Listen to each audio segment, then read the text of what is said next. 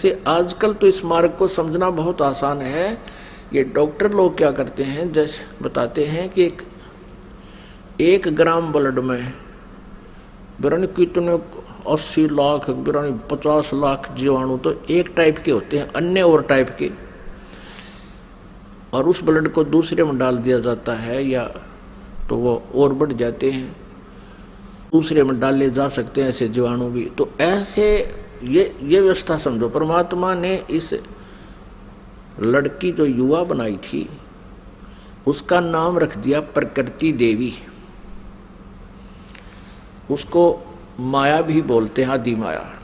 प्रकृति देवी कहो, आदि माया कहो। आगे चल के यही अष्टंगी कहलाई और यही दुर्गा कहलाई। अब इसको श्री दुर्गा कहें। श्री दुर्गा जी के शरीर में प्रवेश कर दिया सभी आत्माओं को और कहा, बेटी मैंने तेरे को आशीर्वाद दे दिया है। परमेश्वर ने कहा कि बेटी मैंने तेरे को आशीर्वाद दे दिया है और सभी आत्माएं तेरे अंदर प्रवेश कर दी हैं, और आप वहां जाइए ज्योत निरंजन के पास, और जितने भी वो जीव कहे अपने वचन से उत्पन्न कर दिए नर और मादा, ये कहकर उतने ही वो सामने प्रकट हो जाएंगे। और परमेश्वर ने अपने पुत्र सहज दास को, जो उन 16 पुत्रों में से जो सर्वप्रथम उत्पन्न किए थे उनमें से एक था, सहजदास से कहा कि पुत्र अपनी बहन को साथ ले जाओ और इस ज्योत निरंजन के पास छोड़ आओ, क्षर पुरुष के पास छोड़ आओ। इसको क्षर पुरुष भी कहते हैं, ज्योत निरंजन भी कहते हैं। यही आगे चल के गीता में जो कहता मैं काल हूं, ये वो काल है, वहां छोड़ आओ। क्षर पुरुष को बता देना कि परमात्मा ने, यानी मेरी तरफ से कह देना कि इसके शरीर में सभी आत्माओं को प्रवेश कर दिया है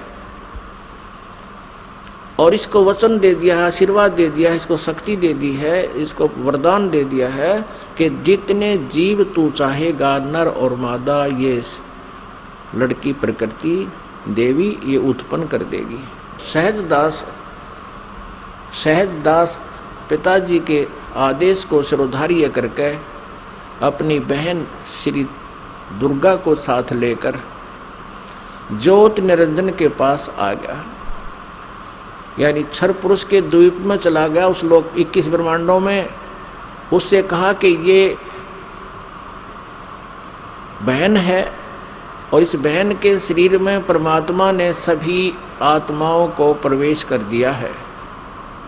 अब सहजदास ने क्षर पुरुष से कहा कि पिताजी ने ये बहन भेजी है दुर्गा, इस श्री देवी के शरीर में वो सभी आत्माएं प्रवेश कर दी हैं और इसको परमेश्वर कबीर देव जी ने वरदान दे दिया है कि जितने जीव तू चाहेगा ये वचन से उत्पन्न कर देगी। ऐसा कहकर के वो सहजदास उस लड़की को वहां छोड़कर वापस आ गया।